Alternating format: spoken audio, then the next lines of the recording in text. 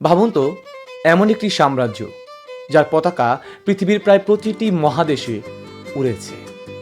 এমন একটি শক্তি যাদের সম্পর্কে বলা হতো এই সাম্রাজ্যের সূর্য কখনো অস্ত যায় না।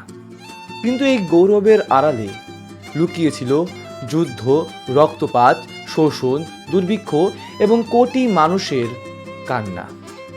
আবার আধুনিকে ছিল রেল লাইন, আধুনিক শিক্ষা, শিল্প বিপ্লব এবং প্রযুক্তিগত উন্নয়ন।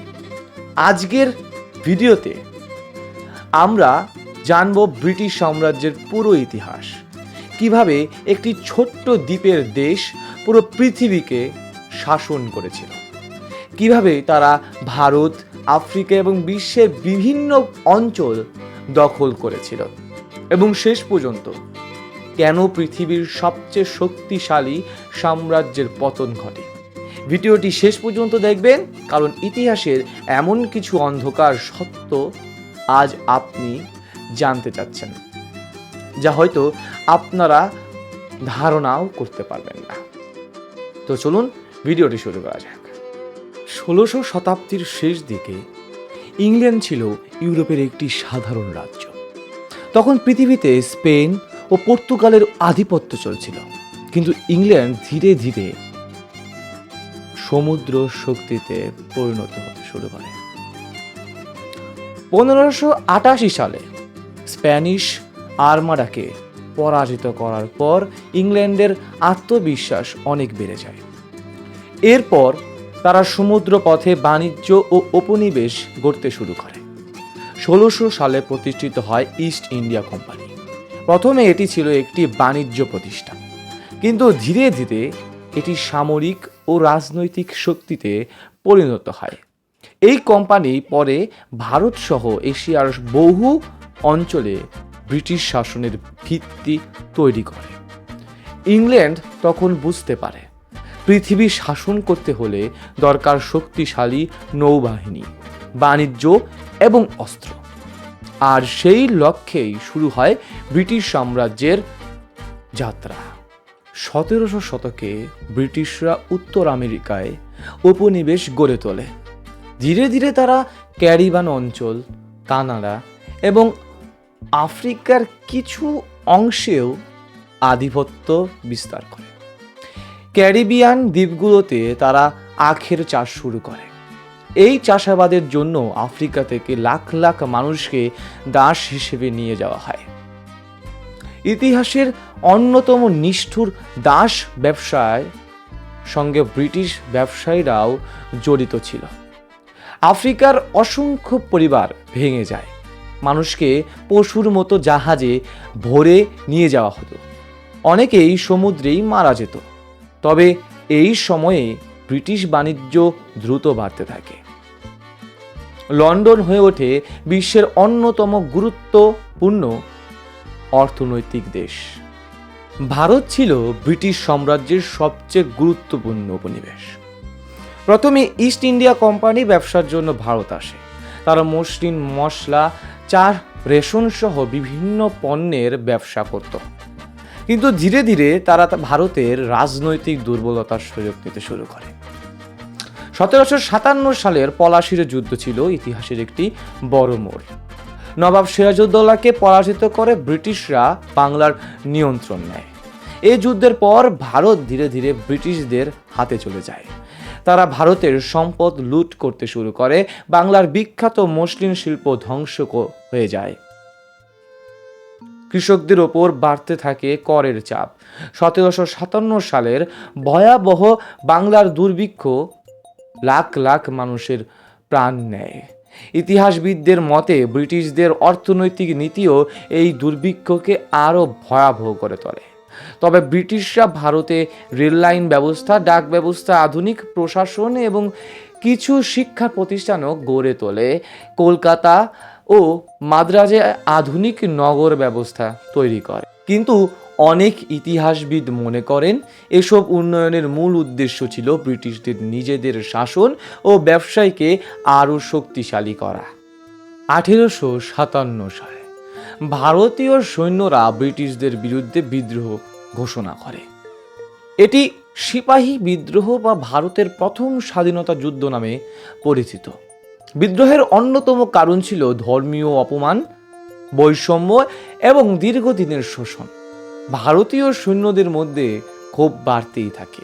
এই বিদ্রোহ দমন করতে ব্রিটিশরা অত্যন্ত নিষ্ঠুরতা দেখায়।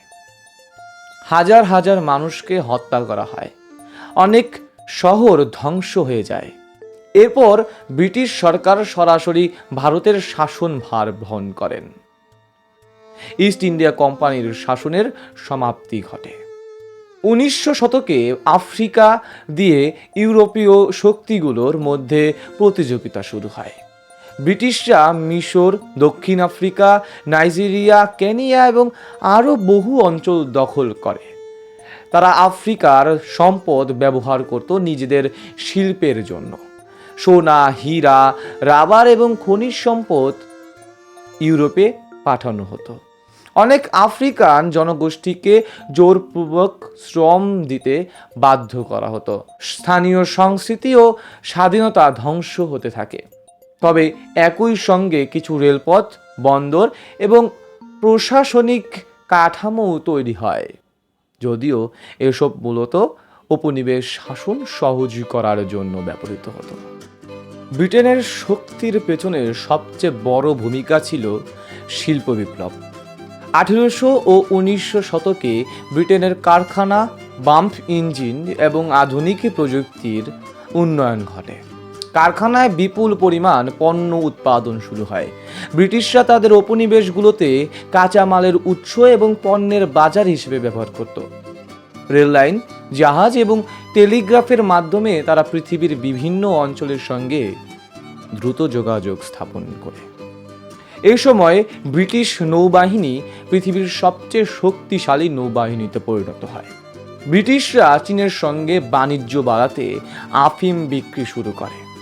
এতে চীনে ব্যাপক সামাজিক সমস্যা তৈরি হয়।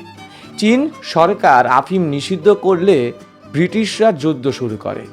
এটি আফিম যুদ্ধ নামে পরিচিত।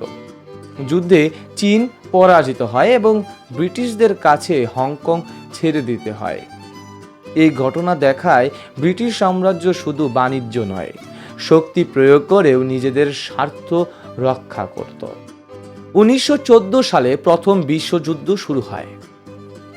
ব্রিটিশ সাম্রাজ্যের বিভিন্ন উপনিবেশ থেকে লাখ লাখ সৈন্য সে যুদ্ধে অংশ নেয়। ভারত, আফ্রিকা এবং অন্যান্য অঞ্চল থেকে সৈন্য এনে যুদ্ধ করানো হতো। যুদ্ধ শেষে ব্রিটেন জয়ী হলেও তাদের অর্থনীতি দুর্বল হয়ে পড়ে। উপনিবেশগুলোতেও স্বাধীনতার দাবি জোরালো হতে থাকে। দ্বিতীয় বিশ্বযুদ্ধ ব্রিটিশ সাম্রাজ্যের জন্য বড় ধাক্কা ছিল। যুদ্ধের কারণে ব্রিটেন অর্থনৈতিকভাবে দুর্বল হয়ে যায়। অন্যদিকে ভারত সহ বিভিন্ন দেশে স্বাধীনতা আন্দোলনের তীব্র হয়ে ওঠে। মহাত্মা গান্ধী, সুভাষচন্দ্র বসু এবং আরও অনেক নেতা ব্রিটিশ শাসনের বিরুদ্ধে আন্দোলন করেন। 1947 সালে ভারত স্বাধীনতা লাভ করে। এরপর ধীরে ধীরে ব্রিটিশ সাম্রাজ্যের অন্যান্য উপনিবেশও স্বাধীন হতে শুরু করে। বিংশ শতকের মাঝামাঝি সময়ে ব্রিটিশ সাম্রাজ্যের পতন শুরু হয়। আফ্রিকা, এশিয়া এবং ক্যারিবিয়ানের দেশগুলো একে একে স্বাধীন হয়ে যায়।